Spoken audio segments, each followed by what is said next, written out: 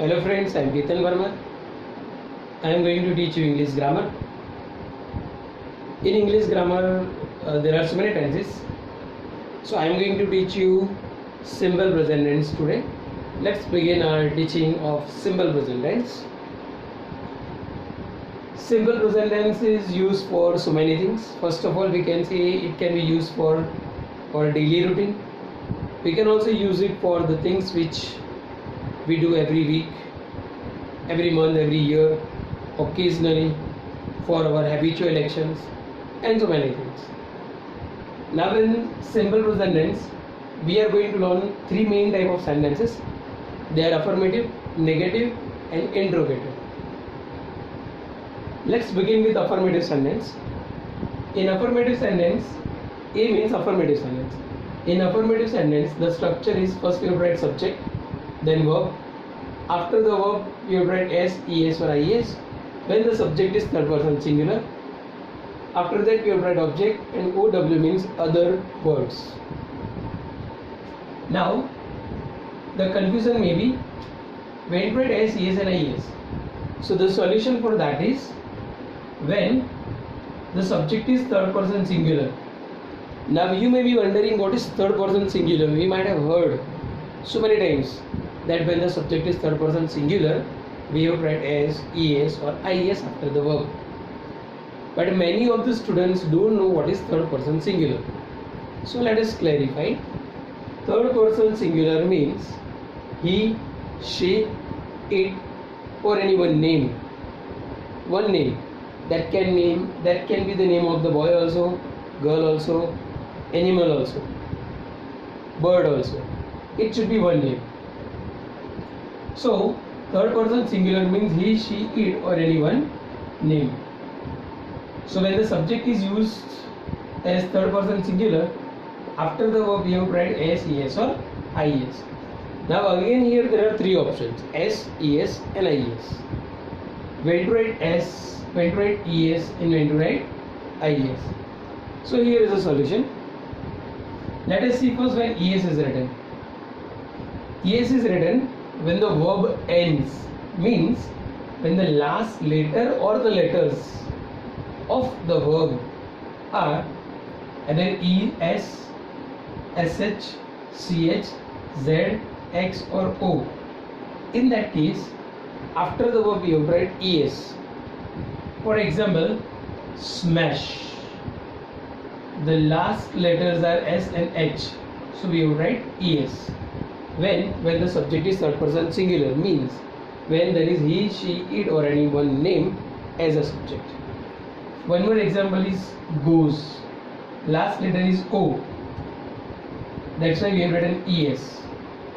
These rule is applied when the subject is third person singular. Now the second option is IES. When to write IES? We write IES when the last letter is Y. But again there are rules. If before Y there is a consonant, we have to cut Y and we have to write IES in place of that. Example is given here. CARRY, carry. R is a consonant.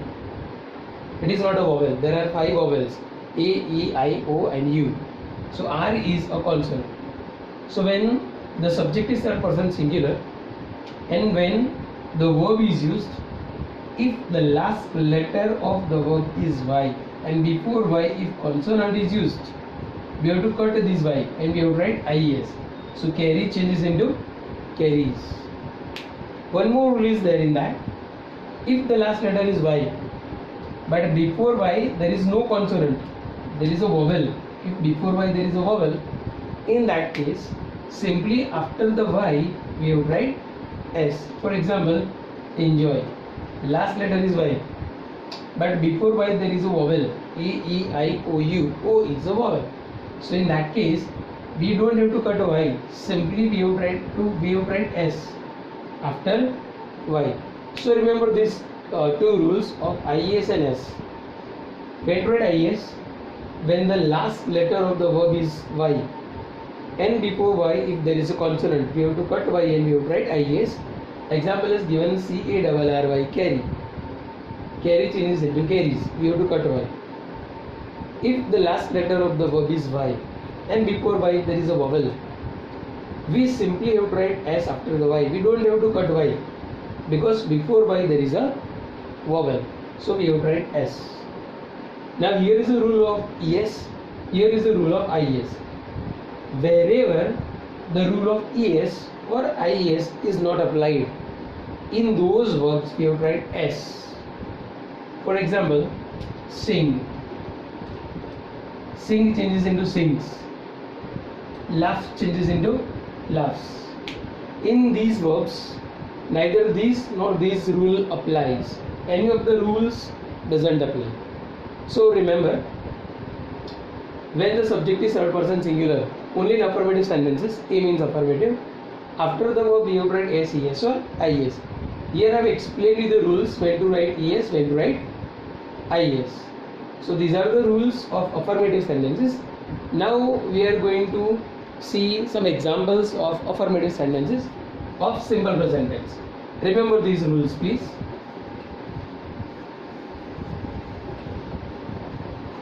Let us see some more examples of simple present tense, and that is of affirmative sentences. We have to follow the structure only. For example, subject. So we can write any word, any subject. I have written they. So when I write they play football. They play football. Here there is a subject, play is a verb, and football is object. It is not necessary to write other words in all the sentences. In place of they, suppose if I write he, and if I am given another verb, for example, if the verb is read, so I have to write s after read because he is third person singular. So he reads a book. Suppose if I don't write s, it is wrong. I have to write s.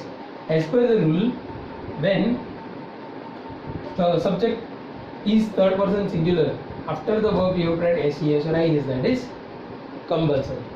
One more example of affirmative sentence, third person singular.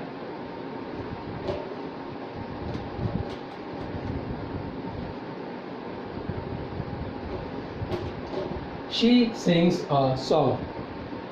After sing I have written is. The reason behind it is subject.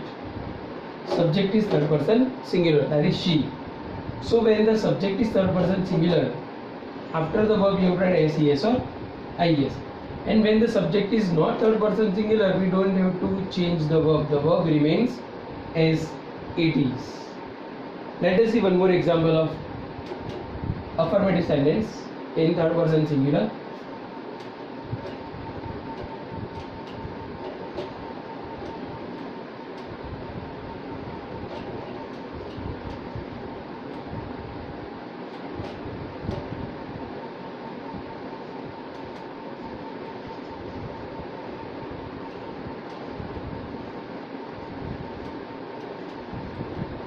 Raja catches the ball perfectly. Okay. Now Raja is third person singular. It is the name of a boy, and the spelling of catch is CAT-CH. Last letters are CH. That is why I have write ES after the verb. So remember this rule. Affirmative sentence. First subject is written, then verb, then object. In other words, this rule we have to remember. When the verb is after the verb, you have to use s, es or is when the subject is third person singular. So please remember this rule of affirmative sentences.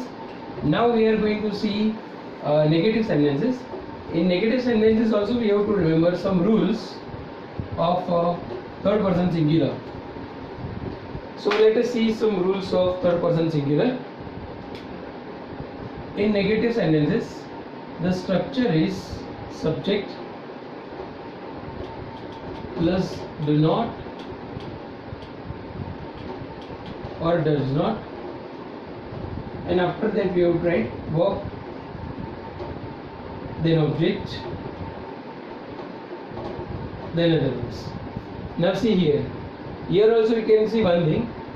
After the subject we have to use do not or does not, and after does not or do not we have to write the verb, and whichever verb we write, that verb has no change. The verb remains as it is. Now here again we have two options, do not and does not. When to use do not and when to use does not. We have to use does not when the subject is third person singular. That means when the subject is he, she, it, or any one name. When the subject is not third person singular, that means when it is not he, she, it, or any one name, we have to use do not. Here we have to remember one rule, and the rule is, remember this rule.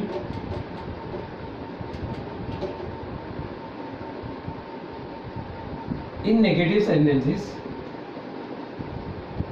there is never any change in the verb.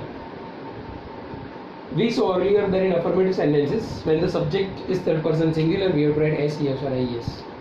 Here, in negative, when the subject is third person singular, we have to use does not. And when it is not third person singular, we have to use do not. Whatever we use, either do not or does not, the verb never changes. Remember this. After do not or does not, the verb never changes. We don't have to make any change in the verb. Let us see the example.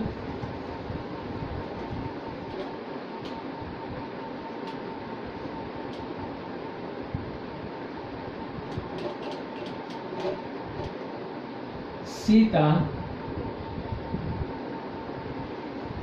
eats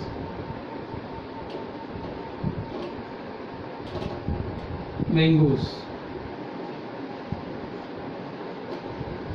every day. This is affirmative sentence. I have written S after Sita because it is third person singular. Now, if I want to make it negative, the negative of this sentence is Sita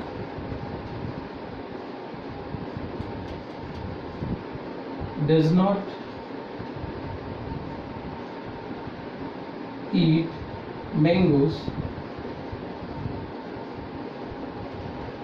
every day. See, here after eat we have written S because the subject is third person singular and the sentence is affirmative. Here also Sita is used, but the sentence is negative.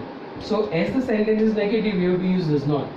And after using does not, there is no change in it. It remains as it is. Let us see one more example of do not.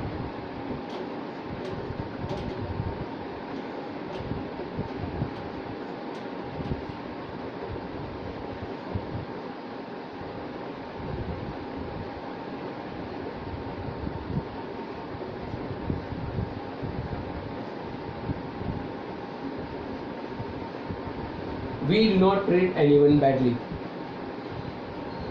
We is not third person singular, so we have to use do not. Whatever we use, either do not or does not, there is no change in the verb. The verb remains as it is. So we have seen in affirmative sentence. In affirmative sentence, if the subject is third person singular, we have to use s, yes or is after the verb. But in negative, when the subject is third person singular, we have to write does not. When the subject is not third person singular, we have to write do not. Whatever you write, either you write does not or do not, there is no change in the verb. The verb remains as it is. Now let us see a third kind of sentence, that is interrogative sentence. Interrogative sentence is used to ask the question. So let us see an interrogative sentence. In interrogative sentence also we have to remember the same rule like negative. In interrogative sentence, the structure is either do or does plus subject plus verb plus object plus other words, and at the end of the sentence there is a question mark. Again the same rule will be applied. When the subject is third person singular, we have to use does. When the subject is not third person singular, we have to use do. Whatever you use, either do or does, in interrogative sentence, there is no change in the verb. The verb remains as it is. Let us see one example of interrogative sentence.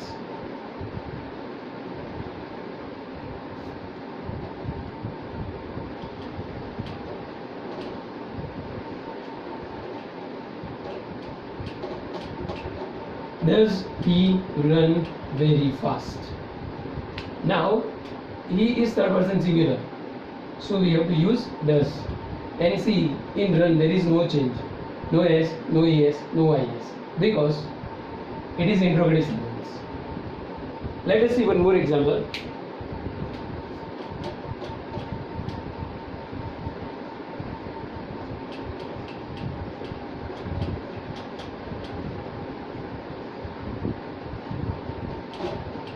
Do you like ice cream?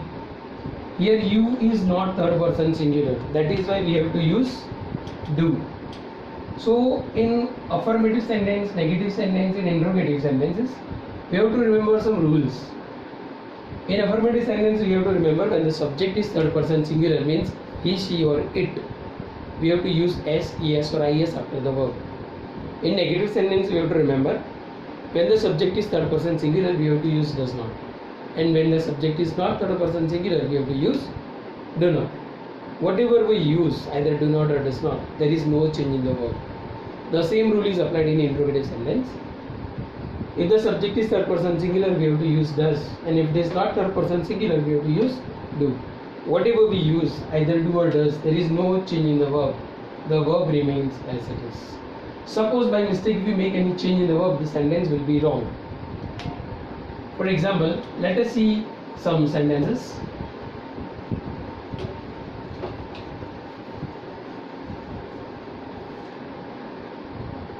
Now in the exam, what kind of sentences are asked, or what kind of sentences can be challenged for the students?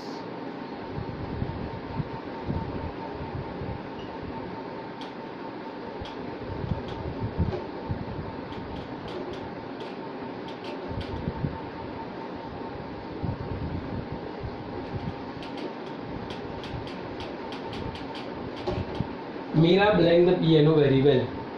Into bracket play is written. Now many of you may be writing playing, play, plays. The correct answer for that is P-L-A-Y-S, plays. Because Meera is third person singular.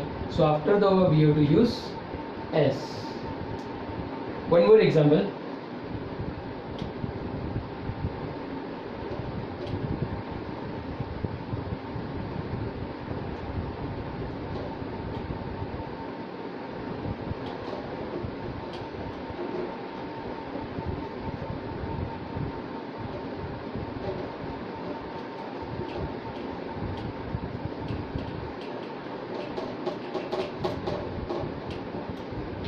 They play to play cricket.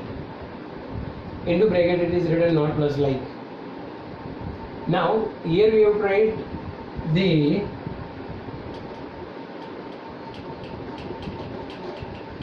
do not like to play cricket, because they is not third person singular, so we have to use do not. Suppose if I write does not, the sentence will be wrong. Let us see one more example.